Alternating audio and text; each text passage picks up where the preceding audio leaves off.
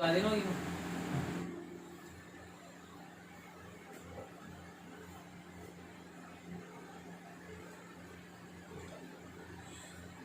Transformer. अब ideal transformer के बारे में पहले कुछ पॉइंट्स याद होना चाहिए। आइडियल ट्रांसफॉर्मर, कोई भी चीज़ आइडियल क्या होती है? आइडियल क्या होती है कि अपने पास लॉसेस जीरो। अब लॉसेस जब जीरो होंगे तब आपके पास both winding means primary winding and secondary winding have zero resistance. आपके पास किसी भी वाइंडिंग में रेजिस्टेंस नहीं है, जीरो रेजिस्टेंस है आपके पास, है ना। First point. सेकंड पॉइंट आपको आइडियल ट्रांसफार्मर के लिए याद करना पड़ेगा, क्यों? क्योंकि आपके पास मैग्नेटिक सर्किट है। मैग्नेटिक सर्किट में आपके पास फ्लक्स आता है ना, तो आपके पास लीकेज फ्लक्स क्या होना चाहिए? जीरो होना चाहिए। इसका मतलब ये है कि आपके पास जो मैग्नेटाइजिंग करंट है वो 0 mm पे आपके पास फ्लक्स प्रोड्यूस कर दे, तो उसके लिए आपके पास परमेबिलिटी इनफाइनाइट होनी चाहिए। तो core has infinite permeability.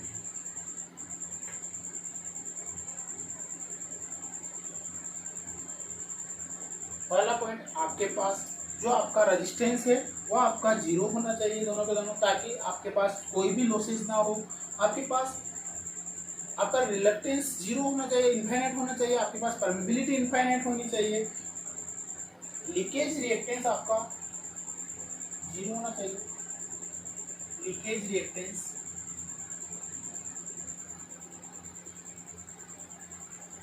Should be zero.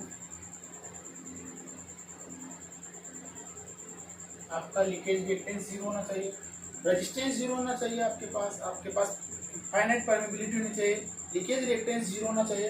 और जो ट्रांसफार्मर में दो लॉसेज होते हैं वो लॉसेज भी आपके पास जीरो होने चाहिए। आपके पास ट्रांसफार्मर की कोर में जो लॉसेज होते हैं आपके पास, एक तो hysteresis losses and eddy current loss.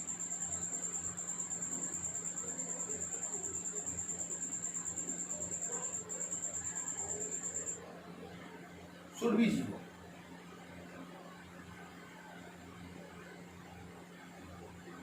ये चारों पॉइंट आपको ट्रांसफार्मर के लिए, आइडियल ट्रांसफार्मर के लिए याद होने चाहिए। आपके पास पहला पॉइंट है, आपके पास रेजिस्टेंस जीरो होना चाहिए। रेजिस्टेंस जीरो हो जाएगा तो आई स्क्वायर आर लॉसेस नहीं होंगे। आई स्क्वायर आर लॉसेस नहीं होंगे तो आपका ट्रांसफार्मर एज आइडियल ट्रांसफार्मर रहेगा। आपके पास परमेबिलिटी इनफाइनाइट होना चाहिए, क्योंकि आपका जो मैग्नेटिक सर्किट है उसमें आपको फ्लक्स को प्रोड्यूस करना है। स्टेबलाइज करने के लिए आपको जो EMF की जरूरत पड़ेगी, 0 mm की जरूरत पड़नी चाहिए, क्योंकि उसमें कोई लॉसेस नहीं होना चाहिए। लीकेज रिएक्टेंस आपका जीरो होना चाहिए। आपके पास कोई भी फ्लक्स लीक नहीं करना चाहिए। जितना भी आपके पास फ्लक्स स्टेबलाइज हो रहा है सारा का सारा प्राइमरी का फ्लक्स सेकेंडरी वाइंडिंग में आपके पास लिंक करना चाहिए। लीक फ्लक्स को कुछ भी लीक नहीं करना चाहिए। उसके बाद में जो मटेरियल या कोर की जो प्रॉपर्टी के कारण जो लॉसेज होते हैं, हिस्टैरिसीस लॉसेज और एडी करंट लॉसेज, वो भी आपके पास जीरो होना चाहिए। ये आइडियल ट्रांसफार्मर की आपके पास चार कंडीशंस होती है। उसके बाद अपन आइडियल ट्रांसफार्मर के बारे में देखते हैं।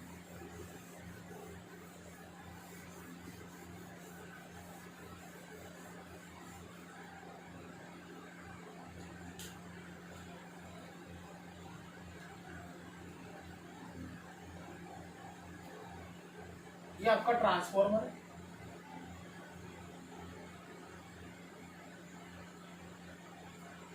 ट्रांसफार्मर की ये वाइंडिंग आपकी प्राइमरी वाइंडिंग है और ये वाली वाइंडिंग आपकी सेकेंडरी वाइंडिंग है।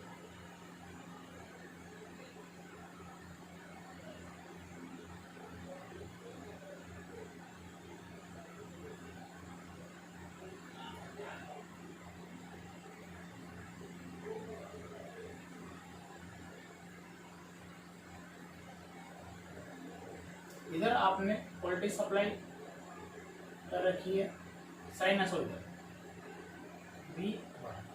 ये है आपके पास plus minus induce EMF E1, induce EMF E2, और ये है आपके पास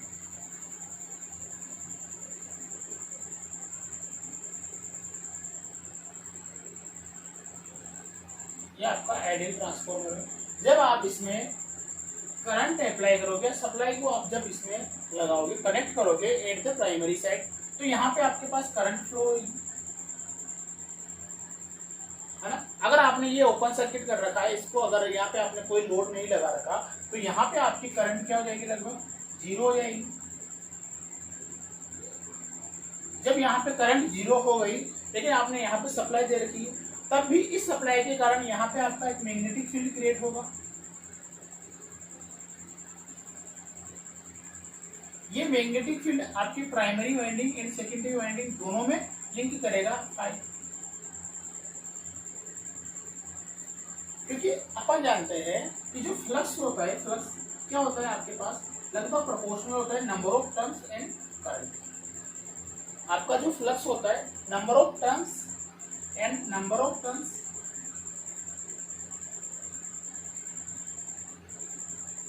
आई करंट, है ना।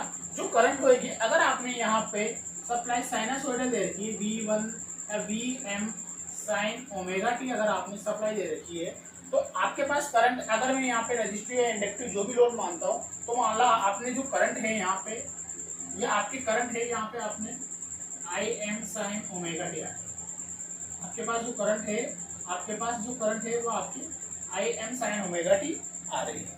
जब आपके पास Im sine omega T current आ रही है, अगर उसको आप फ्लक्स या नंबर ऑफ टर्न से मल्टीप्लाई कर दोगे, तो क्या हो जाएगा, Im साइन ओमेगा टी। तो ये भी साइन है, ये भी साइन रहेगा, इसको आप फाई मैक्सिमम से रिप्लेस कर सकते हो। इसका मतलब क्या है कि आपके पास करंट में और फ्लक्स में एंगल सेम रहेगा। जिस लाइन पे आपका करंट रहेगा, उसी लाइन पे आपका फ्लक्स रहेगा। सेकेंड टर्म ईएमएफ देखते हैं अपन। फेराडे ने क्या बताया, जब भी आपके पास अल्टरनेटिंग करंट किसी भी कुंडली में या किसी भी इंडक्टर में फ्लो होती है, तो यहाँ पे ईएमएफ इंड्यूस हो जाता है। और ईएमएफ क्या होता है, ईएमएफ क्या होता है, माइनस n, अगर इसके नंबर ऑफ टर्म्स n1 है और इसके नंबर ऑफ टर्म्स n2 है, तो n1 n2 d∅dt। फाई की वैल्यू अगर आप रखोगे तो क्या आएगा, E1 माइनस n1 d∅। अगर आप इसका डिफरेंशिएशन करते हो तो क्या हो जाएगा, फाई m ओमेगा साइन का differentiation cos of omega T. Cos of omega T और माइनस को मैं एक साथ लिख सकता हूँ, omega n phi sine omega T minus pi, sine π/2 minus theta cos theta होता है ना, लेकिन माइनस है तो माइनस साइन थीटा बराबर माइनस साइन थीटा बराबर देगा। ये आपके पास E1 आ जाएगा। अगर आप E2 भी निकालना चाहो, अगर आप E2 भी निकालना चाहो तो E2 में भी, क्योंकि मैंने बताया कि आइडियल ट्रांसफॉर्मर है आपका, और आइडियल ट्रांसफॉर्मर है तो आइडियल ट्रांसफॉर्मर के केस में आपके पास कोई भी आपका लीकेज फ्लक्स नहीं है। ये वाला फ्लक्स आपका 0 है, आपका लीकेज फ्लक्स 0 है। जब पूरा का पूरा जो प्राइमरी वाइंडिंग में फ्लक्स है, वही आपके पास सेकेंडरी वाइंडिंग में फ्लक्स है। जब वो दोनों वाइंडिंग में सेम फ्लक्स है, तो क्या हो जाएगा, आपके पास d∅dt भी दोनों वाइंडिंग में सेम हो जाएगा। तो क्या हो जाएगा, n1 की जगह n2 d∅dt। यहां से आपको क्या मिलेगा, केवल n1 की जगह n2 हो जाएगा, फाई भी सेम रहेगा, ओमेगा भी सेम रहेगा, n2 sine of omega T minus phi. इतना अपने को समझ में आना चाहिए, ठीक है। मैंने सबसे पहले फाई बताया, फाई क्या होता है, आपके पास number of terms into current, है ना। तो जिस एंगल में या जैसे आपके पास करंट साइनसोइडल है, तो फाई भी आपका साइनसोइडल आएगा। अगर करंट के साथ कोस लिख रहे हो तो आपका प्लस भी कोस आएगा, है ना। लेकिन बस इतना सा अंतर देख सकते हो आप कि जैसे आपने करंट को साइन ले लिया, तो क्योंकि ये क्या है, इंडक्टिव केस, ये क्या है, आपके पास इंडक्टर है। और हमेशा आप इंडक्टर में क्या होता है, जब भी आप इंडक्टर में आप वोल्टेज सप्लाई देते हो, तो V1 और करंट, जो करंट होती है आपके पास, हमेशा वोल्टेज से क्या होती है, आपके पास 90 डिग्री लीड है। जैसे आपके पास कोई भी इंडक्टिव लोड है, तो जो आपके पास इंडक्टिव केस में, इंडक्टिव सर्किट में जो आपके पास करंट आएगी, वो हमेशा वोल्टेज से लेग करेगी, मतलब पीछे रहेगी हमेशा हर केस में। कितने डिग्री? 90 डिग्री। तो मैं यहीं से आपका फेजर डायग्राम बनाना स्टार्ट करता हूँ। जैसे मैंने यहाँ पे बनाया, मैंने तीनों टर्म को मैं लिख देता हूँ। आपके पास फाई आया,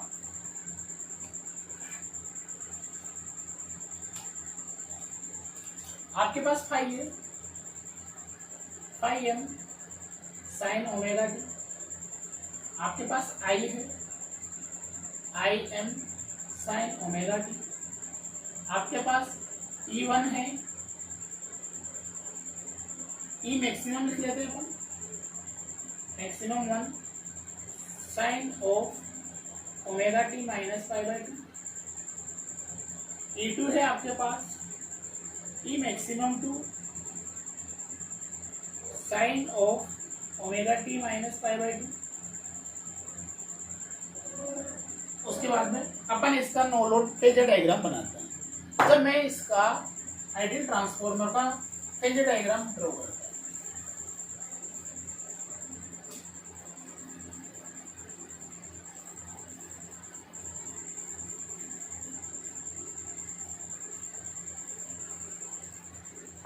phasor diagram of no load ideal transformer. मैंने यहाँ पे आपके पास कोई भी रेफरेंस ले लिया, जैसे मैंने आई को रेफरेंस ले लिया, करंट को मैंने रेफरेंस ले लिया।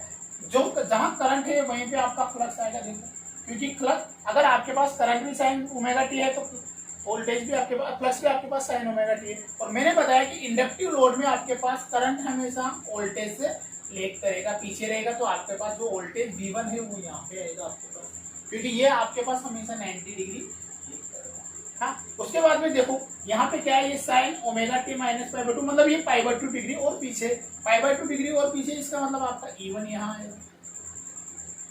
सिमिलरली आपके पास E2 भी यही आएगा।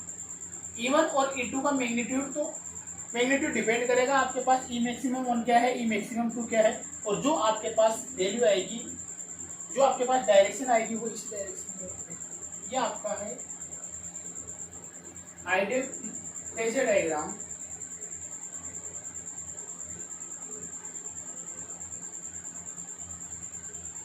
Of ideal transformer. Ideal transformer का ये आपके पास फेजर डायग्राम है। ठीक है, इतना अपने को आना चाहिए, फेजर डायग्राम अपने को बनाना आना चाहिए। यहाँ पे अगर आप नंबर ऑफ टर्म्स या टर्न्स रेशियो लिखो,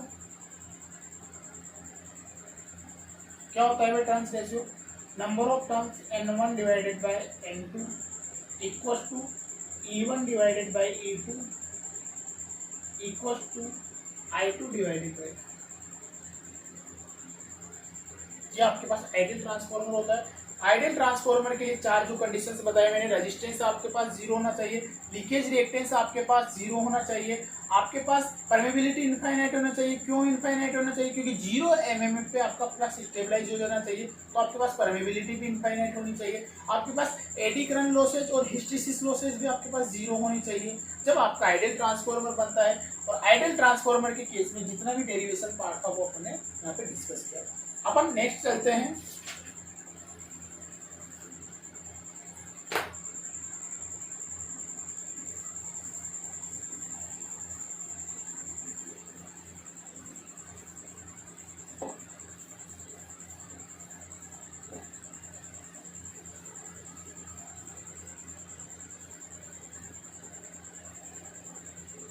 ट्रांसफॉर्मर ऑन नो लोड।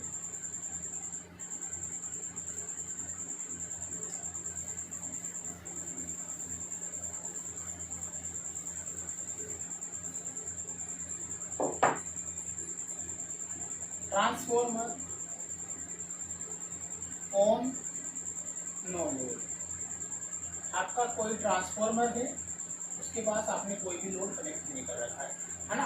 आपको अब प्रैक्टिकल ट्रांसफॉर्मर की बात करेंगे अपन, आइडियल ट्रांसफॉर्मर की बात नहीं करेंगे। आपके पास वाइंडिंग में रेजिस्टेंस भी होगा, रिएक्टेंस भी होगा, है ना, क्या क्या होगा क्या क्या नहीं होगा अपन देखते हैं ना।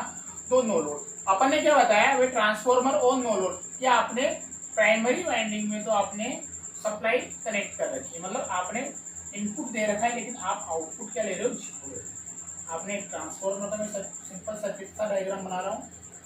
आपके पास इस ट्रांसफॉर्मर है,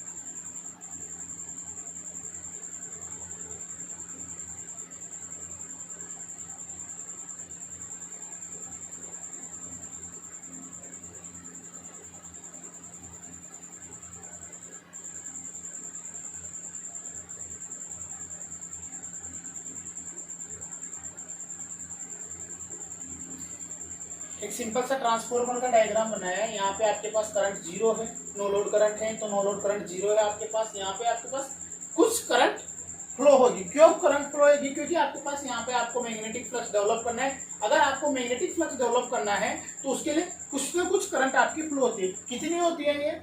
नो लोड करंट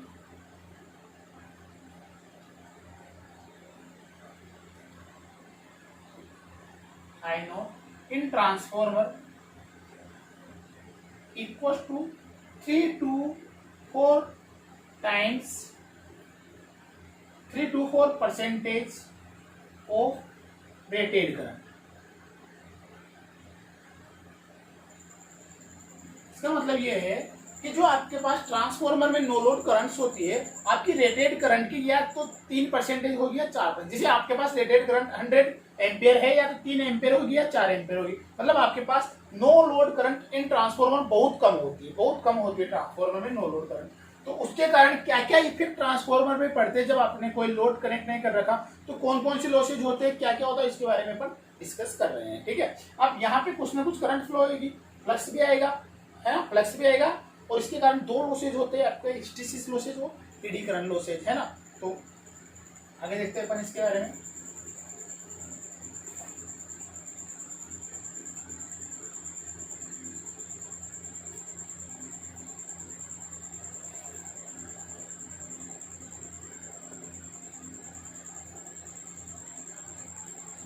इसका फेजर डायग्राम बना लेते हैं हम।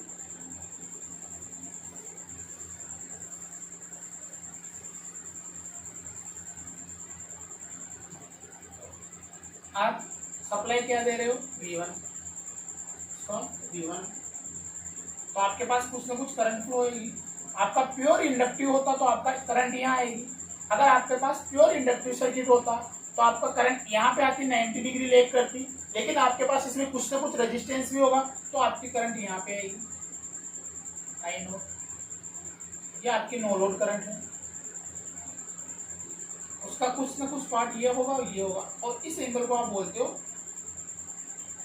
पावर फैक्टर एंगल या input power factor angle, phi naught. और इसका जो इधर कंपोनेंट होगा वो होगा आपके पास आई म्यू, और ये कंपोनेंट होगा आपके पास जो आई म्यू होता है। आई म्यू इज रिक्वायर, किसके लिए रिक्वायर होता है? Require for develop magnetic flux.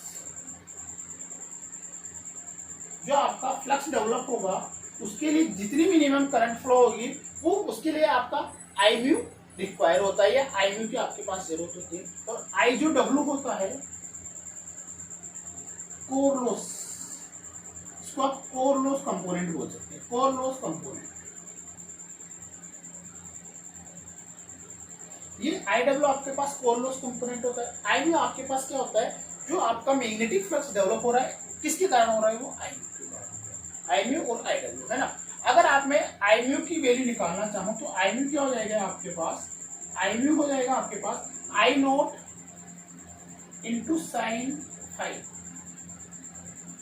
इसका रिफ्लेक्शन, इसका मैं फैक्टर लूंगा इधर परपेंडिकुलर, और इधर आई डब्ल्यू की वैल्यू आप निकाल सकते हो आई नोट साइन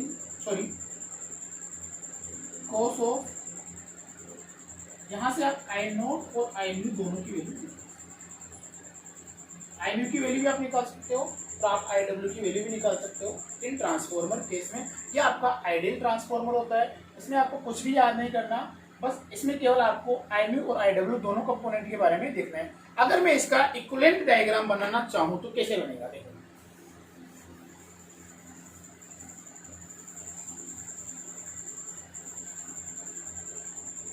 इक्विवेलेंट डायग्राम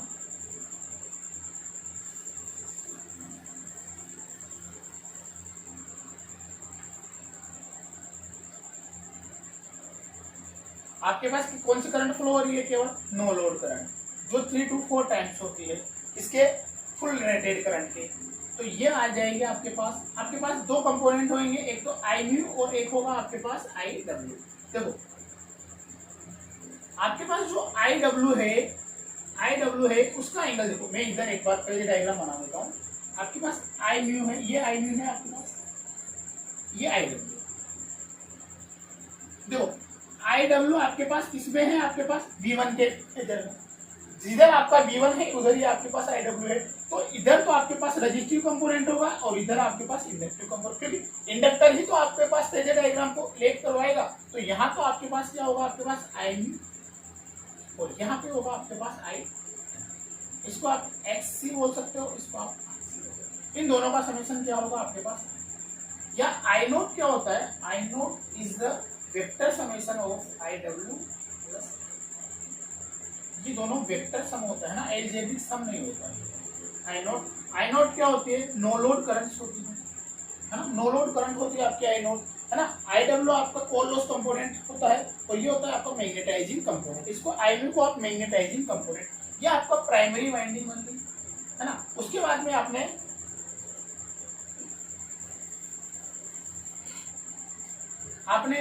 इसको ईएमएफ भी इंड्यूस होगा, ये आपका ईएमएफ E1 इंड्यूस होगा यहाँ पर, ये आपकी प्राइमरी वाइंडिंग है। ये आपका सेकेंडरी वाइंडिंग हो जाएगी, यहाँ पे आपका ईएमएफ इंड्यूस होगा E2। लेकिन देखो यहाँ पे आपने ओपन सर्किट कर रखा है तो आपकी करंट 0 हो जाएगी, इसका रिफ्लेक्शन भी यहाँ पे आपके पास कोई करंट नहीं आएगी। तो आपकी जो आई नोट या नो लोड करंट है वही आपके पास सप्लाई से आएगी।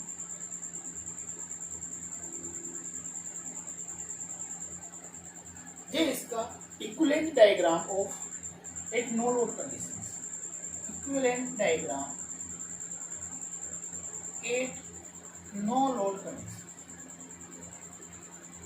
जब आपने ट्रांसफॉर्मर पे कोई लोड नहीं लगा रखा, मैंने ट्रांसफॉर्मर पे कोई भी लोड नहीं लगा रखा, तो आपके पास करंट 0 आ जाएगी। करंट 0 आ गई तो जो इसका रिफ्लेक्शन है, से आपने बताया कि मेरे पास ट्रांसफॉर्मर रेशियो होता है N1 divided by N2 equal to I2 divided by I।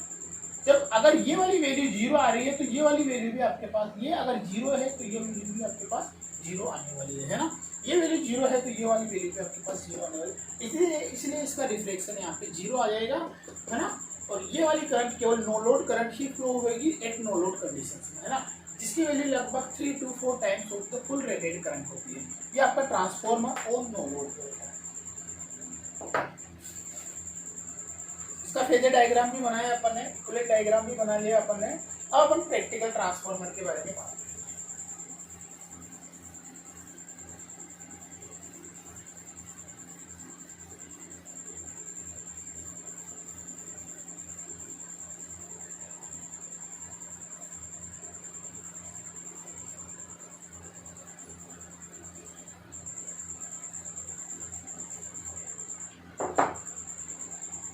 Practical transformer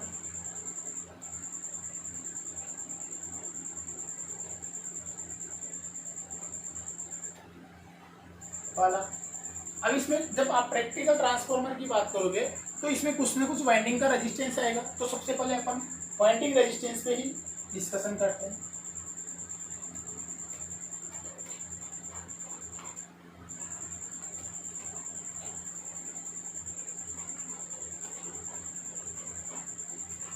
आप ट्रांसफॉर्मर में कॉपर की वाइंडिंग यूज करते हो, कॉपर की वाइंडिंग यूज करते हो तो उसकी रेजिस्टेंस होगा और उसी रेजिस्टेंस के बारे में आप डिस्कस करते हो।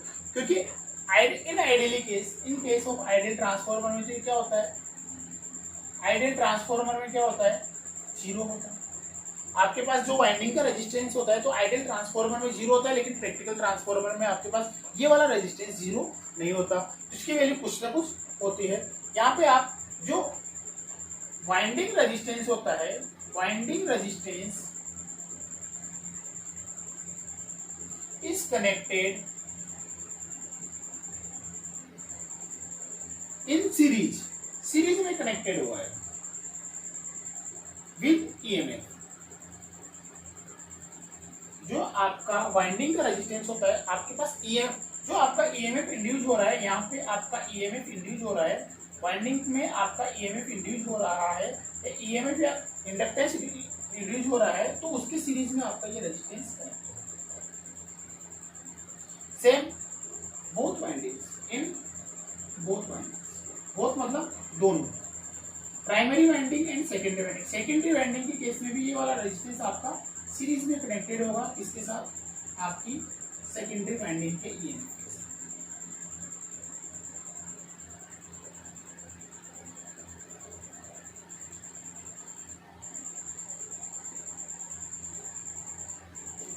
इसकी वैल्यू नेग्लेक्ट नहीं कर सकते आप, जीरो नहीं मान सकते इसका, है ना। ये वाइंडिंग का रेजिस्टेंस होता है ना, सीरीज में कनेक्टेड होता है। इसके बाद अपन पढ़ते हैं रिएक्टेंस, वाइंडिंग का रिएक्टेंस।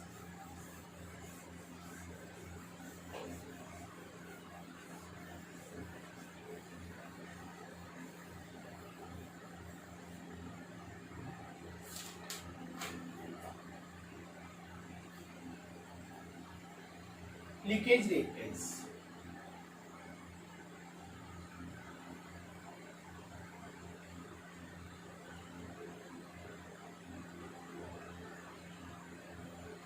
अपने ट्रांसफार्मर के केस में देखा था कि जो आपका जो प्रैक्टिकल ट्रांसफार्मर होता है उसमें पूरा का पूरा फ्लक्स, ओवरऑल फ्लक्स आपका प्राइमरी और सेकेंडरी वाइंडिंग दोनों में लिंक नहीं कर पाता।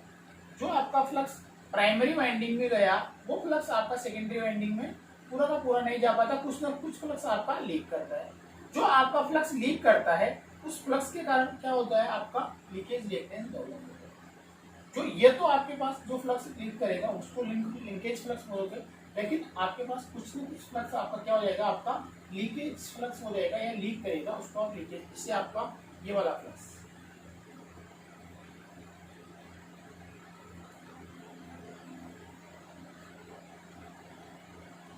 इस लीकेज फ्लक्स के कारण आपके पास लीकेज रिएक्टेंस प्रोड्यूस हो जाता है। लीकेज फ्लक्स के कारण आपके पास लीकेज रिएक्टेंस प्रोड्यूस हो जाता है और leakage reactance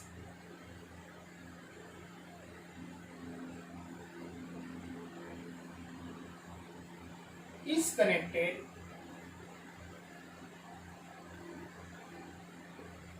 series with EMF।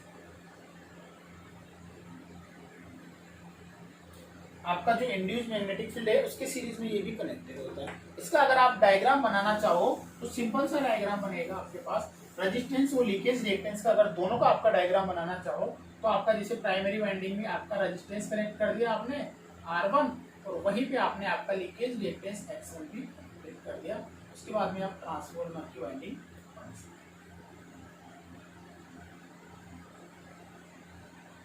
Similarly आपका leakage reactance and leakage resistance,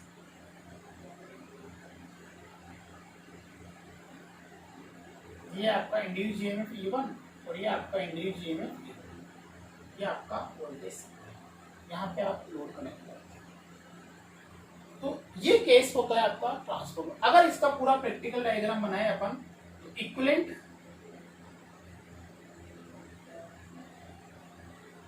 circuit diagram of transformer, अगर आप इक्विवेलेंट सर्किट डायग्राम बनाना चाहते हो ट्रांसफार्मर का तो इसमें आप नो लोड को भी कनेक्ट कर सकते हो। तो देखो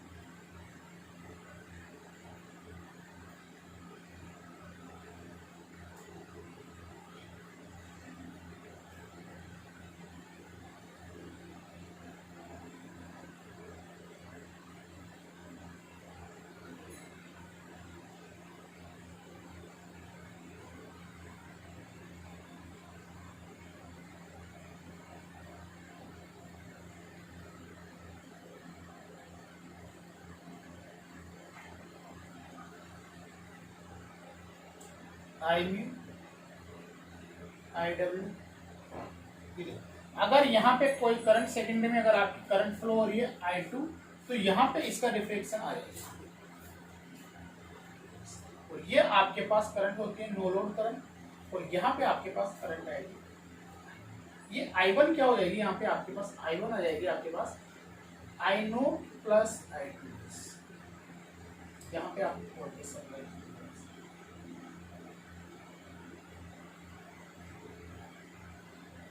ये इसका इक्विवेलेंट सर्किट डायग्राम है, इसको आप A2, ये है आपके पास, ये है आपके पास R2 और ये है यहाँ पे आपने लोड कनेक्ट करा। ये ट्रांसफार्मर का इक्विवेलेंट सर्किट डायग्राम होता है।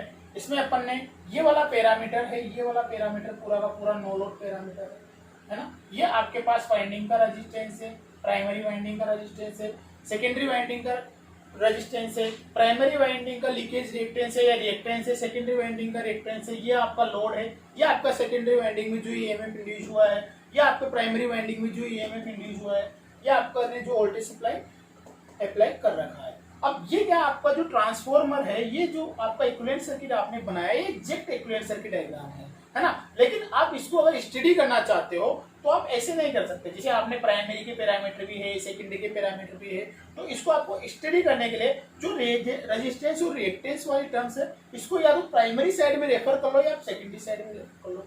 मतलब मेरे कहने का मतलब ये है कि रेजिस्टेंस, ये वाला रेजिस्टेंस अगर यहाँ पे 1 ओम का इफेक्ट डाल रहा है, ये वाला रेजिस्टेंस यहाँ पे अगर 1 ओम का इफेक्ट डाल रहा है, तो सेम रेजिस्टेंस को अगर मैं इधर ले आऊं, इस सर्किट के इस वाइंडिंग के इधर ले आऊं, तो इसका इफेक्ट क्या रहेगा, है ना। लॉसेस दोनों केस में बराबर होने चाहिए। तो इसका इफेक्ट अगर यहाँ पे ये है, तो इसका इफेक्ट इधर क्या हो जाएगा, उसी को आप बोलते हो रेफरेंस। तो अपन इनको रेफर कर रहे हैं एज ए प्राइमरी साइड, है ना।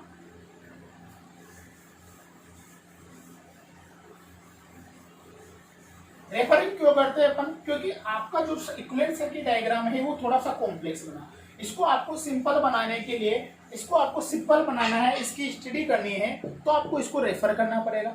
या तो आप इसको प्राइमरी साइड में ले जाओ दोनों वाइंडिंग के रेजिस्टेंस को, या सेकेंडरी साइड में ले जाओ। अगर आप इसको प्राइमरी साइड में रेफर करना चाहते हो तो कैसे करते हैं अपन भी देखते हैं। रेफरिंग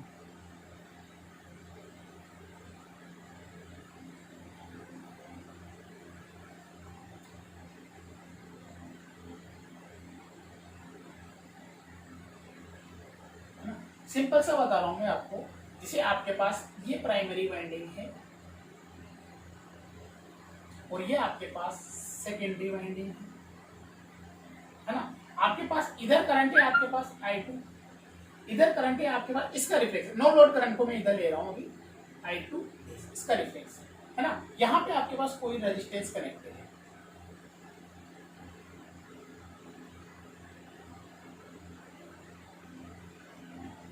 ये आपके पास कोई रेजिस्टेंस कनेक्टेड है I2 R2 और यहाँ पे रेजिस्टेंस करंट है, ये है आपके पास E2, ये है आपके पास E1। ये इसमें नंबर ऑफ टर्न्स है आपके पास N1, इसमें नंबर ऑफ टर्न्स है आपके पास N2। ठीक है भाई, मैं इस वाले रेजिस्टेंस को इधर ले आऊं तो इसका क्या इफेक्ट पड़ेगा, ये R2 किसके बराबर हो जाएगा। जैसे मैंने यहाँ पे अगर कोई वैल्यू अज्यूम कर लो, अगर ये यहाँ पे 2 ओम है तो यहाँ पे इसकी वैल्यू क्या आ जाएगी, वो क्या आएगी, कैसे अपन इसको निकालेंगे।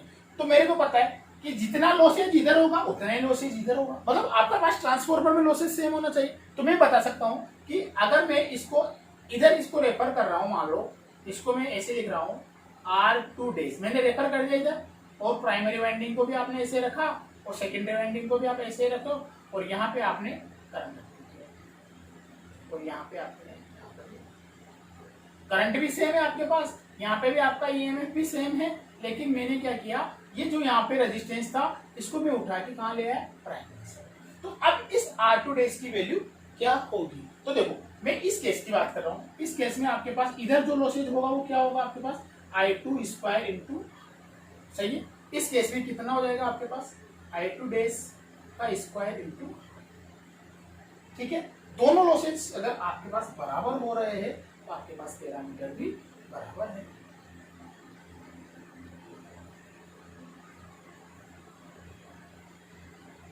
ठीक है, इसको आप ऐसे लिख दो, तो R2 डेज हो जाएगा आपके पास I2 का square divided by I2 days का स्क्वायर इंटू R।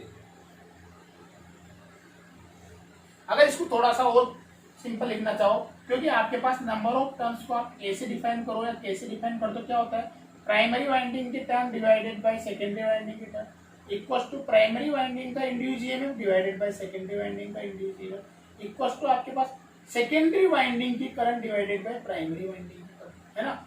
तो यहाँ पे क्या हो जाएगा, देखो सेकेंडरी वाइंडिंग की current divided by primary winding की करंट, तो क्या हो जाएगा, सेकेंडरी वाइंडिंग की current divided by primary winding की करंट, तो क्या हो जाएगा ये R2 dash equal to A का square into,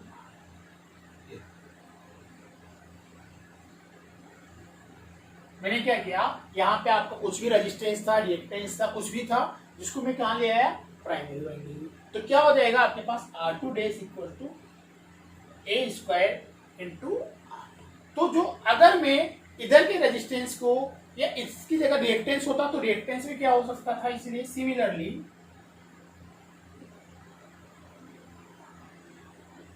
X2 dash equal to A square, अगर मैं यहाँ पे रेजिस्टेंस की जगह रिएक्टेंस भी लेता तो भी सेम होता। तो अब देखो, मैं इधर के रेजिस्टेंस को रिएक्टेंस को दोनों को रेफर कर सकता हूँ किधर, इधर की साइड, है ना। तो मैं कैसे कर सकता हूँ, देखो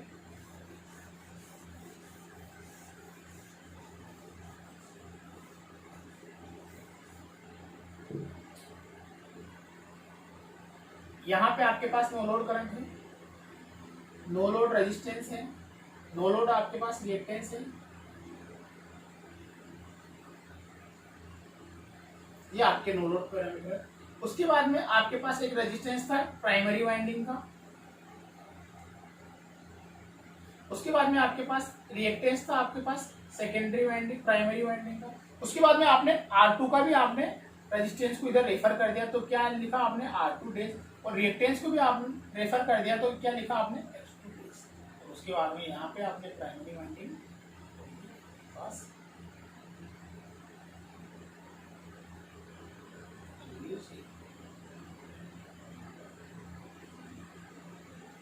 क्यों किया मैंने, क्योंकि आपका सर्किट अब एक सिंबल है, आप इसको आप वोल्टेज रेगुलेशंस निकाल सकते हो, कुछ भी आप इससे निकाल सकते हो, है ना। इसको आप सिंपल करने के लिए आपने क्या किया, तो जो R1 हुआ, क्या हुआ आपके पास R1 डेज मतलब total R equivalent R1 plus R2 days, similar आपका X इक्विवेलेंट क्या हुआ प्राइमरी साइड में X1 प्लस और आप R2 डैश और X2 डैश की अगर वैल्यू रखोगे यहाँ पे, तो क्या हो जाएगा आपके पास R इक्विवेलेंट या R1 इक्विवेलेंट क्या हो जाएगा R1 plus A square number of turns into R, similar X1 equivalent equals to R1 sorry X1 plus A square, ये आपके पास ये है। आपने सेकेंडरी वाइंडिंग के पैरामीटर को प्राइमरी वाइंडिंग में रेफर कर दिया, कैसे पैरामीटर को रेफर किया ये भी मैंने बताया, इसका इक्विवेलेंट डायग्राम कैसा है। सिमिलरली आप प्राइमरी वाइंडिंग के रेजिस्टेंस को आप इधर ले जा सकते हो, जैसे कैसे ले जाओगे मैं ये भी बता देता हूँ।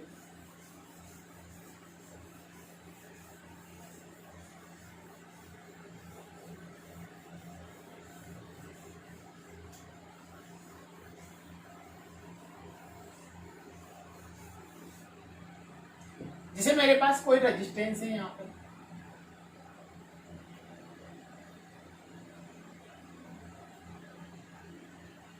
यहाँ पे आपके पास I2 डैश करंट फ्लो हो रही है, इधर आपके पास I2 करंट फ्लो हो रही है, और ये आपके पास R1 रेजिस्टेंस है। आप इस R1 रेजिस्टेंस को इधर ले जाना चाहते हो सेकेंडरी वाइंडिंग में, तो क्या रहेगा, देखो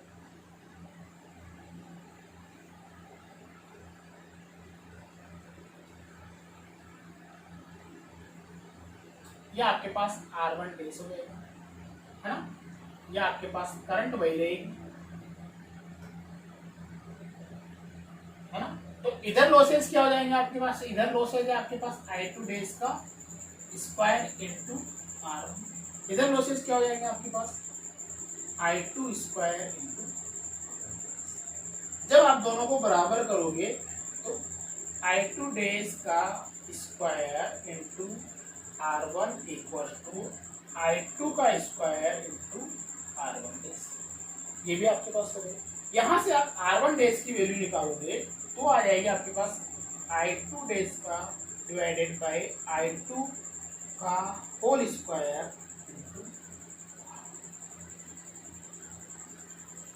इसको आप नंबर ऑफ टर्म्स में लिखोगे। आपने नंबर ऑफ टर्म्स को ए को डिफाइन किया था प्राइमरी के टर्म, सेकेंडरी के टर्म, प्राइमरी का ईएमएफ, सेकेंडरी का ईएमएफ, सेकेंडरी का करंट, प्राइमरी का करंट, है ना। तो इसको मैंने I2 डैश लिखा, तो मैंने I2 डैश लिखा। तो देखो I2 dash divided by I2 है, तो ऑपोजिट हो जाएगा, क्या हो जाएगा ये R1 dash equal to 1/A² into. Similarly अगर आप रिएक्टेंस को भी ले जाना तो X1 dash equal to 1/A²।